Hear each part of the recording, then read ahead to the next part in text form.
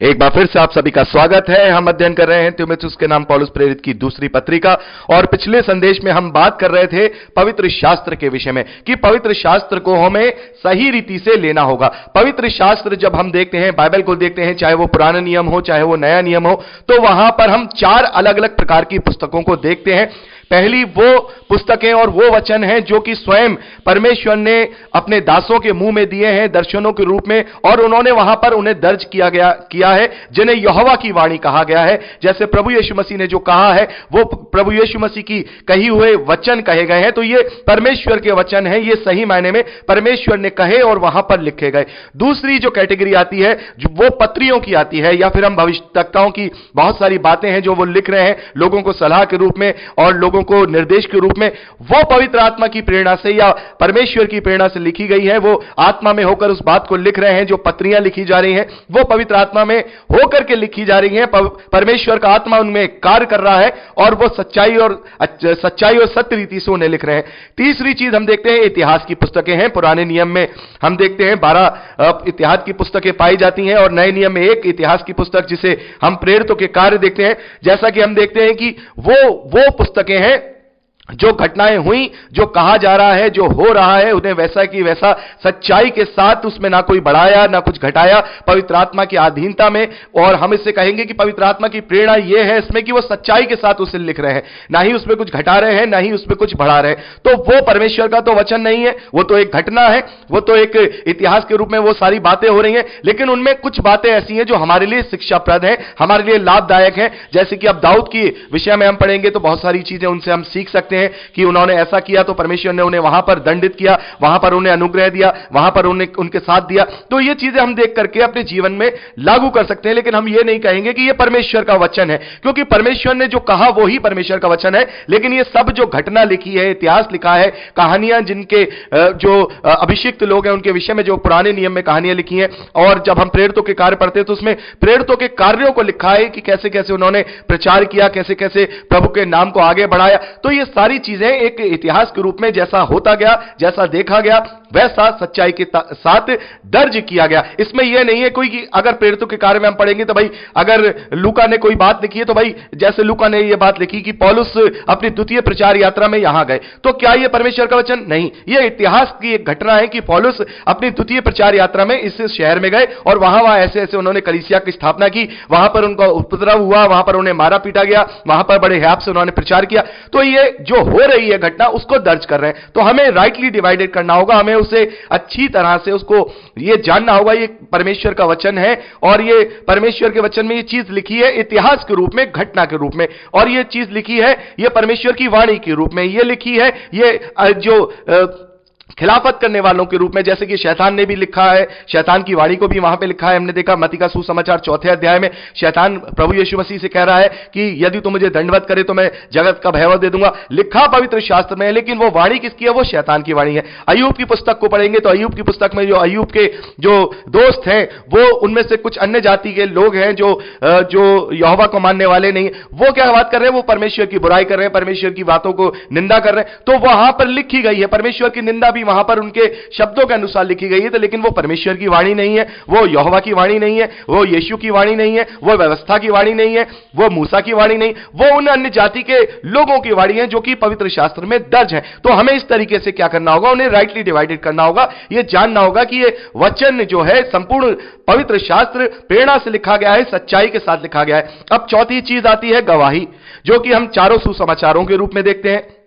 तो मत्ती का सुसमाचार हम जानते हैं कि मत्ती जो है प्रभु के चेले हैं, उन्होंने जो जो चीजें देखी वो सच्चाई के साथ उसे वहीं पे वैसा लिख दिया। अब लूका और मरकुस जो है ये प्रभु के चेले नहीं थे, उन्होंने उस चीज को वहां नहीं देखा था। उन्होंने इन चीजों को कैसे लिखा? क्या पवित्र आत्मा उनको बोल रहा था और वो लिख रहे थे? नहीं। यदि पवित्र आत्मा उन्हें बोलता और वो लिखते तो ना ही लूका ना ही मरकुस, उन दोनों में कोई भी वर्णन में फर्क आता, ना ही मत्ती में फर्क आता, ना ही यूहन्ना में। लेकिन वो पवित्र आत्मा की आवाज के द्वारा नहीं लिख रहे हैं उसे, बल्कि पवित्र आत्मा की प्रेरणा में सच्चाई और अधीनता के साथ लिख रहे हैं, सत्य बातों को लिख रहे हैं, तमाम गवाहियों को कलेक्ट कर रहे हैं, सारी अलग अलग लोगों की गवाहियां जो प्रभु के साथ रहते थे, जो चेले थे, जो प्रेरित थे, और भी बहुत 12 चेलों के अलावा और भी लोग थे जो प्रभु के साथ रहा करते थे, उनसे वो सुन रहे हैं, कलेक्ट कर रहे हैं और उनमें जो सही बात है उन्हें नोट डाउन कर रहे हैं। और लूका ने तो ये साफ बात लिखी है कि मैंने पूरी छानबीन करके अच्छी तरह से लोगों से गवाहियां ले करके इनको मैंने क्रम अनुसार लिखा है, ताकि ये जो मैं लिख रहा हूं ये आगे आने वाले समय में लोगों तक पहुंचे और लोग जान पाए प्रभु के विषय में।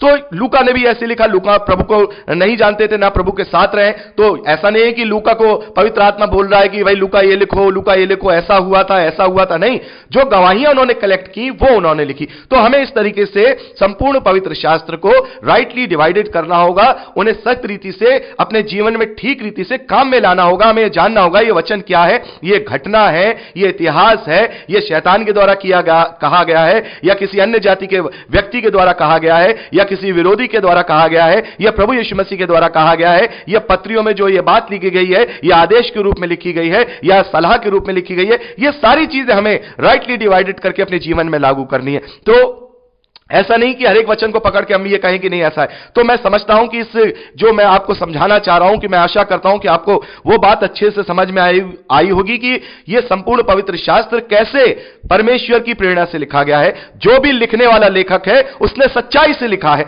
चाहे वो गवाहियों को कलेक्ट करना हो, चाहे वो इतिहास को लिखना हो, चाहे वो परमेश्वर की वाणियों को लिखना हो, चाहे वो पवित्र आत्मा की प्रेरणा में होकर पत्रियों को लिखना हो। जो भी लेखक लिख रहा है, अलग अलग 40 लेखकों के द्वारा यह पवित्र शास्त्र पूरा 66 किताबों को अलग अलग समयों में, अलग अलग जगहों पर, अलग अलग भाषाओं में लिखा गया है। तो लेखकों ने जो लिखा है वो सच्चाई के साथ लिखा है, पवित्र आत्मा की अधीनता में लिखा है, पूरी अगुवाई के साथ लिखा है। और बहुत सारी जगहों पे खुद परमेश्वर का वचन मुंह में आया है, और बहुत सारी जगहों पर उन्होंने जो होता हुआ देखा है वो लिखा है। तो हमें यह समझना होगा, इस प्रकार से यह संपूर्ण पवित्र शास्त्र हम कहेंगे परमेश्वर की प्रेरणा से रचा गया है, और उपदेश और समझाने और सुधारने और धर्म की शिक्षा के लिए लाभदायक है। इनसे हम अपने जीवन को परमेश्वर के ग्रहणी योग्य बना सकते हैं, ताकि हम परमेश्वर में सिद्ध बने और भले कामों के लिए तैयार रहे। तो मेरे प्यारे भाई बहनों, यहां पर हमने तीसरा अध्याय कंप्लीट किया, और जो मेरा मेन विषय था, मैं जानता हूं, मैं आशा करता हूं कि आपने उसे अच्छे से समझा होगा। अब समय है कि हम उसके चौथे अध्याय और पहले वचन से आगे का अपने अध्ययन शुरू करें। यहां पहले वचन में पौलुस लिखते हैं, परमेश्वर और मसीह यीशु को गवाह करके जो जीवितों और मरे हुओं का न्याय करेगा और उसके प्रकट होने और राज्य की सुधि दिलाकर मैं तुझे आदेश देता हूं। यहां पौलुस कह रहे हैं कि प्रभु यीशु मसीह को गवाह करके, जो कि जीवितों का, मरे हुओं का, सबका न्याय करेगा, उनको गवाह करके मैं तुझे उसके राज्य की याद दिलाकर मैं तुझे आदेश देता हूं। पौलुस कह रहे हैं कि मैं तुझे आदेश देता हूं। देखिए पौलुस क्या आदेश दे रहे हैं। पौलुस दूसरे वचन में कहते हैं कि तू वचन का प्रचार कर, समय और असमय तैयार रहे, सब प्रकार की सहनशीलता और शिक्षा के साथ उलाहना दे और डांट और समझा। पौलुस कह रहे हैं, मैं तुझे आदेश दे रहा हूं कि वचन का प्रचार कर, समय असमय तैयार रहे। जो प्रचारक हैं, जो प्रभु के प्रचार में लगे हुए हैं, उनको यह चाहिए, उनके लिए यह आदेश है कि वो वचन का प्रचार करें। समय हो, असमय हो, कैसा भी समय हो, कैसा भी वक्त हो, जहां अवसर मिले, जहां मौका मिले, वो प्रभु के वचन का प्रचार करें। वचन का प्रचार करें सच्चाई के साथ और सहनशीलता के साथ और सच्ची शिक्षा के साथ। उन्हें उलाहना दे, उन्हें उत्साहित करें, उन्हें समझाएं। अगर वो गलत करते हैं तो उन्हें डांटे और समझाएं। वचन के द्वारा ये एक अगुवे का वहां पर कार्य है, जो आदेश के रूप में पौलुस कहते हैं कि तुम्हें वचन का प्रचार समय और असमय, चाहे वो समय है नहीं समय है, तुम्हें तैयार रहना, तुम्हें कुड़कुड़ाना नहीं है। चाहे वो समय हो, तुम्हारा मन है वचन का प्रचार करने का या मन नहीं है, लेकिन अगर तुम्हें मौका मिल रहा है, वहां प्रचार कर सकते हो, तो तुम्हें प्रचार करना है। और सहनशीलता के साथ, सही शिक्षा के साथ उन्हें उलाहना देना है, डांटना है, समझाना है। क्योंकि पौलुस लिखते हैं, क्योंकि ऐसा समय आएगा जब लोग खरा उपदेश ना सह सकेंगे, पर कानों की खुजली के कारण अपनी अभिलाषाओं के अनुसार अपने लिए बहुत से उपदेशक बटोर लेंगे और अपने कान सत्य से फेर कर कथा कहानियों में लगाएंगे। पर तू सब बातों में सावधान रहे, दुख उठा, सुसमाचार का प्रचार का काम कर और अपनी सेवा को पूरा कर। तो मेरे प्यारे भाई बहनों, जो सच्चाई से वचन का प्रचार कर रहे हैं, उनका यह कर्तव्य है। यदि पवित्र आत्मा ने उन्हें तैयार किया है, सच्चाई से जो वचन है उन तक पहुंचाए हैं, तो ये उनका काम है, ये मेरा काम है, ये आपका काम है कि उन तक सत्य वचनों को पहुंचाया जाए। क्योंकि मेरे प्यारे भाई बहनों, जैसा कि पौलुस ने कहा कि ऐसा समय आएगा, और ऐसा समय चल रहा है, ऐसा समय चल रहा है कि लोग खरा उपदेश नहीं सह पा रहे हैं। यदि आज मैं खरा उपदेश दूं कि नहीं, आपको यीशु के लिए दुख उठाना होगा, यीशु के लिए दुख उठाओगे आप, आपको सताया जाएगा, आप तकलीफ में आओगे, यीशु को अपनाने के बाद लोग आपका विरोध करेंगे, आप परेशानियों में फंसोगे, तो लोग कहेंगे अरे फिर हम यीशु को क्यों स्वीकार करें, फिर हमें यीशु को स्वीकार करने का क्या मतलब है। तो वो कहते हैं नहीं नहीं, हम यीशु को तभी स्वीकार करेंगे तब हम इस दुनियावी चीजों में बहुत ही हमें वो चीजें मिल जाएंगी, हमें चंगाइयां मिल जाएंगी, हमें दुनियावी आशीषें मिल जाएंगी, हमारी नौकरियां लग जाएंगी, हमारे वीजे मिल जाएंगे, तभी हम प्रभु यीशु मसीह को क्या करेंगे, ग्रहण करेंगे। और देखिए ऐसे लोग जो वीजे बांट रहे हैं, ऐसे लोग जो नौकरियां बांट रहे हैं, ऐसे लोग जो कंगालियां खत्म कर रहे हैं, ऐसे लोग जो दुनियावी चीजों में भविष्यवाणियां कर रहे हैं, ऐसे लोगों के यहां भीड़ देखिए, ऐसे लोगों की भीड़ देखिए। और जो सच्चाई से खरा उपदेश बांट रहे हैं, सच्चाई से खराई से बोल रहे हैं, वहां 4 या 5 लोग खड़े हैं, वहां लाखों की भीड़ है, बड़ी बड़ी बातें हो रही हैं, लेकिन जहां सच्चाई से खरा उपदेश दिया जा रहा है वहां 6-7 लोगों की भीड़ है। कितना अंतर है, कितना अंतर है, क्योंकि लोग खरा उपदेश नहीं सहन कर पा रहे हैं, लोग सच्चाई नहीं जानना चाह रहे हैं, लोग सच्चाई नहीं समझना चाह रहे हैं। और इसीलिए पौलुस ने कहा कि समय असमय तैयार रहो, मैं और आप तैयार रहें जिन्हें सच्चाई का ज्ञान है। इस ज्ञान को लेकर घर में नहीं बैठना है, इस ज्ञान को लेकर के चाहे कोई सुने चाहे ना सुने, चाहे अपने कान वो बंद कर ले, क्योंकि यहां पौलुस कह रहे हैं ऐसा समय आएगा, ऐसा समय आएगा लोग खरा उपदेश नहीं सह पाएंगे, पर अपने कान की खुजली के कारण अपनी अभिलाषाओं के अनुसार अपने लिए बहुत से उपदेशक बटोर लेंगे। तो ऐसे ही आज हम देख रहे हैं लोगों ने अपने फेवरेट उपदेशक बटोर लिए। उपदेशक मसीह को नहीं लिया, उन्होंने उपदेशकों को बटोर लिया कि वो उपदेशक हमारा पापा है, वो उपदेशक हमारा आत्मिक पिता है, वो उपदेशक है जिसने हमें ये सारी चीजें दिलाई, हम कंगाली से उबर गए, हमें चंगाई मिल गई, हम सब कुछ हो गए। अरे सब कुछ मिल गया तो अब कभी जाएगा नहीं क्या? क्या आप दुनिया को छोड़ेंगे नहीं क्या? क्या ये शरीर कभी हमेशा चंगा बना रहेगा, इससे कोई बीमारी आएगी, कभी मरेंगे नहीं क्या? क्या उस न्याय के सिंहासन तक पहुंचेंगे नहीं क्या? ऐसे खरे उपदेश सुनना नहीं चाहते लोग, नहीं चाहते। आज के जीवन में जी रहे हैं, 70-80 साल के जीवन को ही बड़ा मान करके जी रहे हैं, और अपनी कानों की खुजली, ये सोचकर, कान की खुजली क्या कि हमने ये उपदेश सुन लिया, अब हमारा काम खत्म, हमने वचन सुन लिया, हमारा काम खत्म, हमने वचन सुन लिया, परमेश्वर खुश हो गया। अपने कानों की खुजली मिटाने के लिए केवल उन लोगों को ही सुनते हैं, उनके पास ही जाते हैं जहां से संसारिक वस्तुएं उन्हें मिलती हैं, जहां से उनकी अभिलाषाएं पूरी होती हैं, जहां पर उन्हें लगता है कि हमारी धार्मिकता भी पूरी हो गई और हमें संसारिक चीज भी मिल गई।